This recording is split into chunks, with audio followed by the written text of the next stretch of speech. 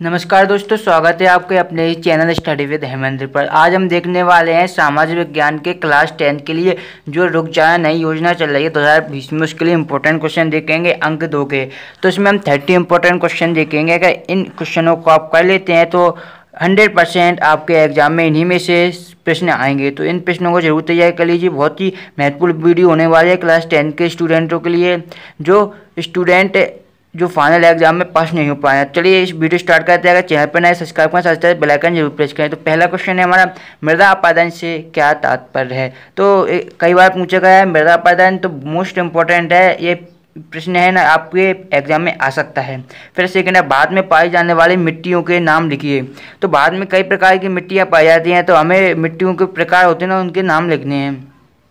तीसरा है, बहिष्कार का अर्थ स्पष्ट कीजिए। तो जो बहिष्कार होता है, तो बहिष्कार का अर्थ हमें बताना है।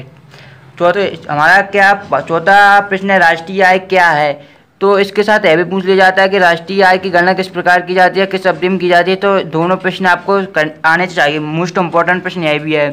चलिए आगे देखते हैं। प्रश्न 5 हो चुके हैं। प्रश्न क्रमांक 5 में है हमारा, चौथा था राष्ट्रीय आय का। 5 में उपभोक्ता के क्या कर्तव्य लिखिए। तो उपभोक्ता के हमें कर्तव्य लिखने हैं, ठीक है। तो छठा प्रश्न है, मृदा अपरदन से आप क्या समझते हैं। तो यह भी मोस्ट इम्पोर्टेंट है। यह शायद 2 बार लग गया। पहला प्रश्न भी था मृदा अपरदन से क्या तात्पर्य है, तो कोई बात नहीं, काफ़ी इंपॉर्टेंट है, इसलिए 2 बार भी लग जाए तो कोई परेशानी नहीं है। फिर 7वां, सामाजिक वानिकी योजना क्या है। तो यह भी इंपॉर्टेंट है। राष्ट्रीय आय कैसे ज्ञात की जाती है लिखिए। तो मैंने पहले लिखा था राष्ट्रीय आय क्या है, इसमें राष्ट्रीय आय कैसे ज्ञात की जाती है। तो यह एक साथ भी प्रश्न आ सकता है और यह प्रश्न अलग अलग भी आ सकता है। तो आप अच्छी तरीके से इसे कर लीजिएगा। फिर हमारा उपभोक्ता शोषण से क्या आशय है। प्रश्न क्रमांक 9 है, उपभोक्ता शोषण से क्या आशय है। तो मोस्ट इंपोर्टेंट प्रश्न यह भी है। फिर प्रथम स्वतंत्रता संग्राम कब और कहाँ से शुरू हुआ। तो यह भी मोस्ट इंपोर्टेंट प्रश्न है, काफी बार बोर्ड एग्जाम में पूछा गया है और रुक जाने योजना में भी काफी बार पूछा गया है। तो इसे अच्छी तरीके से तैयार कर लीजिए। जो प्रश्न है आपके एग्जाम में आने की बहुत ज़्यादा संभावना है। फिर मुद्रा किसे कहते हैं, वेरी मोस्ट इंपॉर्टेंट प्रश्न है, मुद्रा किसे कहते हैं। तो दोस्तों, अगर आपने अभी तक वीडियो को लाइक नहीं किया तो वीडियो को लाइक कर दें। इस चैनल पर आपको सभी सब्जेक्ट के इंपॉर्टेंट क्वेश्चन मिल जाएंगे, तो वीडियो को लाइक जरूर करें और चैनल को सब्सक्राइब जरूर करें। चलिए आगे देखते हैं। आगे प्रश्न क्रमांक 12 है हमारा, खनिज पदार्थों का क्या महत्व है। तो मोस्ट इंपॉर्टेंट है, खनिज पदार्थों का क्या महत्व है। फिर 13वां है, उपभोक्ता के अधिकार कौन कौन से हैं।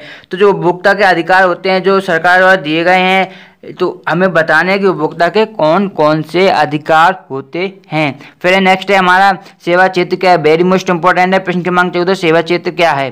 फिर हमारा 15वां है, भौमजल पाने के स्रोत क्या है। तो यह भी इंपॉर्टेंट प्रश्न है, काफ़ी बार एग्जाम में पूछा भी गया है बोर्ड एग्जाम में, भौमजल पाने के स्रोत। फिर हरित क्रांति क्या है।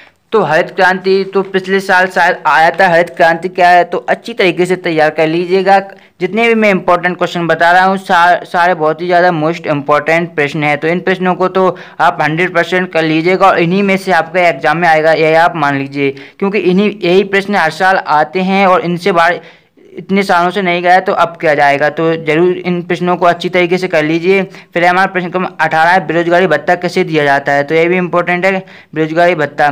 फिर 19 में अधोसंरचना के प्रकार लिखिए। तो यह भी इंपॉर्टेंट प्रश्न है, अधोसंरचना के प्रकार, ठीक है। पहला, सूचना के अधिकार क्या है। सूचना का जो अधिकार है वह क्या है, तो सूचना, ठीक है, यही भी इंपॉर्टेंट है। फिर कांग्रेस की स्थापना कब और किसने की थी। तो वेरी मोस्ट इंपॉर्टेंट प्रश्न है, कांग्रेस की स्थापना वाला, ठीक है। फिर उग्र राष्ट्रवाद विचारधारा के प्रमुख नेताओं के नाम बताइए। तो यहाँ पर आपको 3 या 4 नेताओं के नाम तो याद रखने ही पड़ेंगे, ठीक है। आप 5 भी लिख सकते हैं, लेकिन कम से कम 3-4 नेताओं के नाम तो आपको याद होने ही चाहिए। फिर 1857 क्रांति के प्रमुख केंद्र कौन कौन से हैं। तो केंद्र भी आपको 5 याद रखने पड़ेंगे, ठीक है। 2 अंक का है तो उतना तो लिखना ही पड़ेगा आपको। फिर हमारा ATM क्या है। तो इसका full form automatic teller machine होता है। तो आपको फुल फॉर्म के साथ साथ इसको क्या है पूरी जानकारी देनी है। चलिए आगे बढ़ते हैं।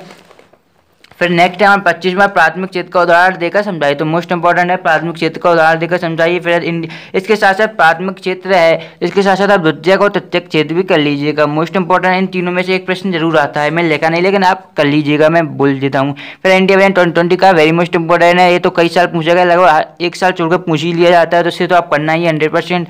फिर 1857 स्वतंत्रता संग्राम का तात्कालिक कारण। तो जो 40 वाला कार्टून था तात्कालिक कारण था 1857 स्वतंत्रता संग्राम का, ठीक है। फिर मिलावट का क्या अर्थ है, ISI क्या है, और फिर 1857 क्रांति की असफलता के कारण लिखी है। तो दोस्तों अगर वीडियो पसंद आए तो वीडियो को लाइक करें, अपने सभी दोस्तों के साथ शेयर करें और इसी प्रकार की वीडियो देखने के लिए चैनल को सब्सक्राइब कर सकते हैं। इसके बाद आपको सभी अंक 2 के बाद अंक 3, अंक 4 सभी के इंपॉर्टेंट क्वेश्चन मिल जाएंगे और आपको विज्ञान के भी इंपॉर्टेंट क्वेश्चन इस चैनल पर मिल जाएंगे। सब्सक्राइब जरूर करें। चलिए मिलते हैं नेक्स्ट वीडियो में। आपको बहुत बहुत धन्यवाद।